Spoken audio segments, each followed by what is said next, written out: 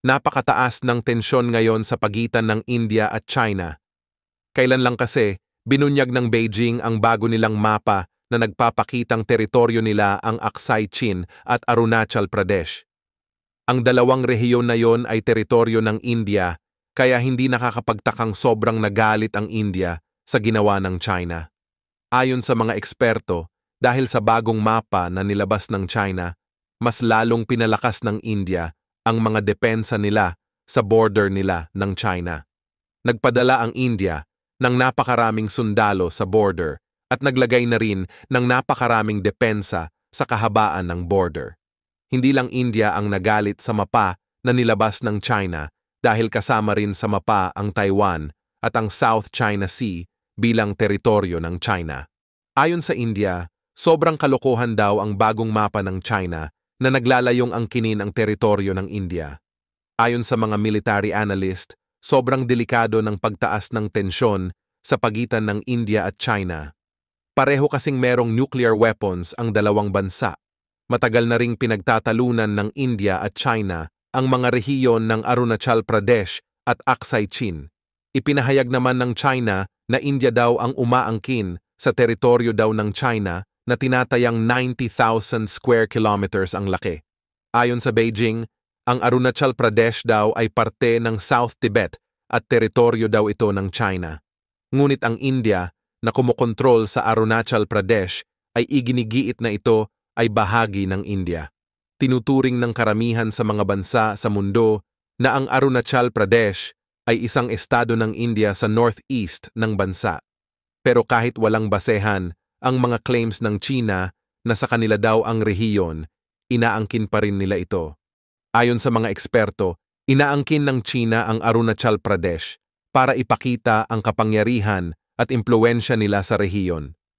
Sa pamamagitan ng pag-angkin sa teritoryong ito, pinapakita ng China kung gaano sila kalakas at gusto rin nilang ipakita ang kakayahan nilang kontrolin ang mga pinagtatalunang teritoryo nila ng India. Ang pag-aangkin na ito ay bahagi ng kanilang estratehiya upang palakasin ang kanilang geopolitical na posisyon at ipakita ang kanilang dominasyon sa rehiyon ng Asya. Ganunpaman, hindi tinatanggap ng India ang pag-aangkin ng China sa Arunachal Pradesh dahil itinuturing nila ang rehiyon na isang integral at lehitimong bahagi ng kanilang teritoryo. Ang pagtanggi ng India sa pag-aangkin ng China ay bahagi ng pagpapakita nila ng kanilang soberanya. Bukod dun, ang pagkilala sa mga territorial na pag-angkin ng China ay maaaring magdulot ng mas malaking panganib sa seguridad at integridad ng bansa. Ang India ay mayroon ding malalim na koneksyon sa kultura, kasaysayan at politika sa Arunachal Pradesh, kaya ang anumang paglabag dito ay hindi katanggap-tanggap sa kanilang pamahalaan at mga mamamayan. Kaya naman hindi nakakapagtakang sobrang nagalit talaga ang India sa bagong mapa na nilabas ng China.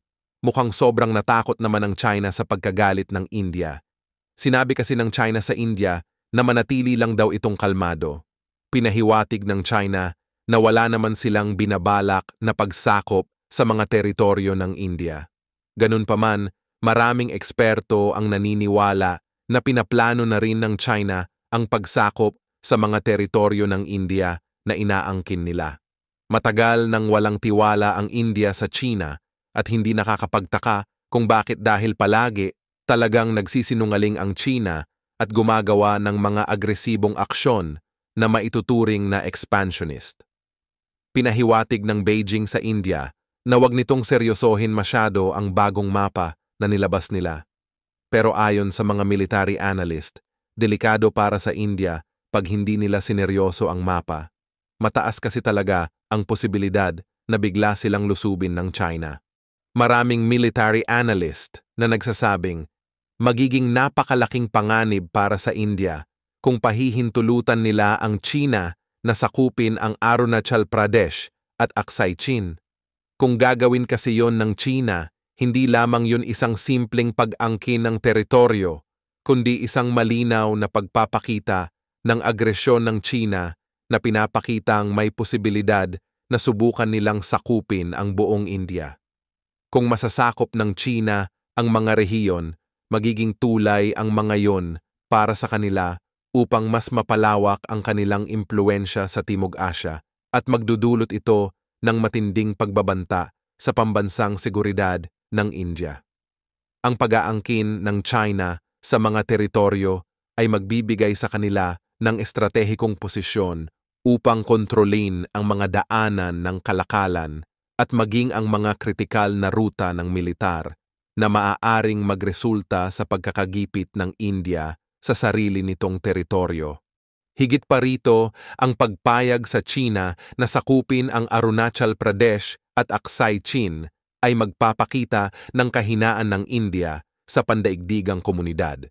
Mawawala ang respeto at tiwala ng ibang mga bansa sa kakayahan ng India na protektahan ang kanilang mga teritoryo at maaari itong mag-udyok sa iba pang mga bansa na magsagawa rin ng kani-kanilang agresibong pag-aangkin. Ang ganitong senaryo ay magdudulot ng pagkawala ng stability sa buong rehiyon na maaaring humantong sa sunod-sunod na hidwaan at digmaan.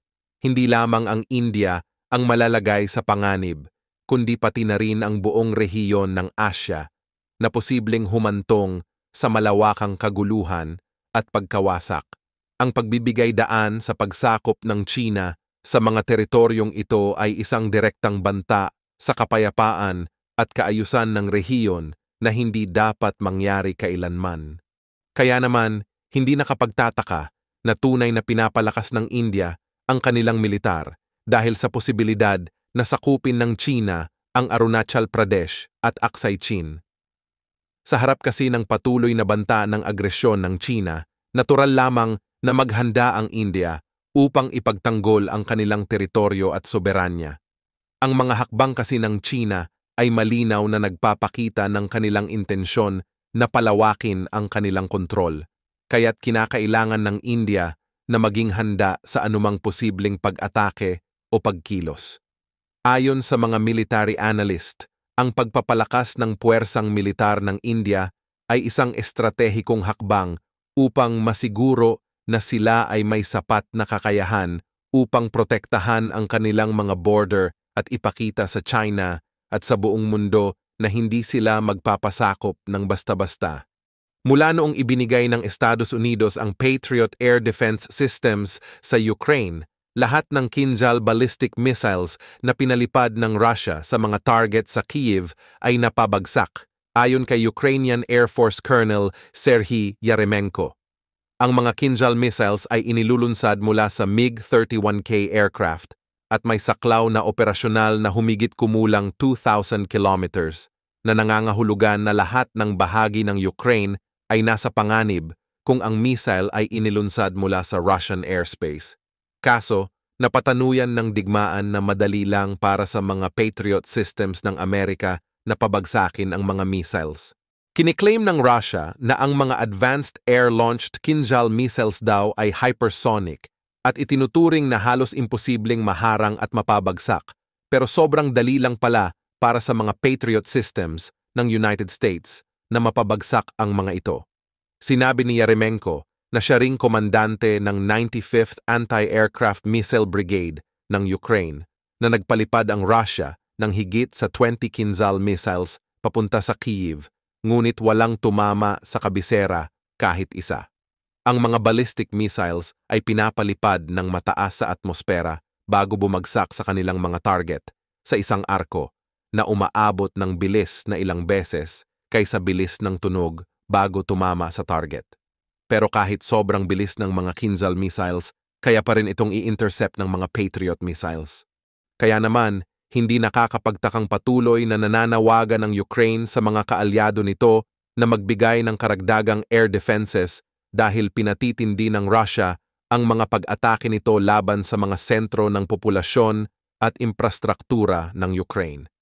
Sinabi ni Pangulong Volodymyr Zelensky noong Abril na hindi niya sasabihin kung ilang Patriot systems ang mayroon ang Ukraine. Ngunit upang ganap daw na maprotektahan ang Ukraine, mas mainam daw na magkaroon sila ng 25 Patriot systems na may 6 to 8 batteries bawat isa. Noong Hunyo, kapwa sinabi ng Romania at Estados Unidos na magbibigay sila ng karagdagang Patriot system sa Ukraine, habang sinabi naman ng Netherlands na magbibigay ito ng mga parts para sa isang Patriot system para sa Ukraine kasama ng isa pang bansa. Ayon sa mga eksperto, napakadelikado ng lokasyon ng Japan dahil napakalapit sa kanila ang tatlong bansa na sobrang agresibo. Ang mga bansa na yon ay ang Russia, China at North Korea. Tapos ang tatlong bansa na yon ay galit pa sa Japan, kaya mapanganib talaga ang sitwasyon ng Japan ngayon. Dahil sa posibilidad na bigla silang lusubin ng China, Russia at North Korea, pinapalakas na ng Japan ang mga depensa nila. Pinapalakas na rin ng Japan ang kanilang militar. Madalas lumapit ang mga barko ng China sa teritoryo ng Japan, kaya posible talaga na pinaplano ng China na lusubin ang Japan. Posibleng atakehin ng China ang mga military bases sa Japan para mapigilan ang mga ito sa pagtulong sa Taiwan. Dahil sa dami ng gulo na nangyayari sa mundo ngayon, pinapalakas na talaga ng maraming bansa ang kanilang mga depensa para siguraduhing kaya nilang ipagtanggol ang kanilang teritoryo kung sakaling mayroong lumusob sa kanila.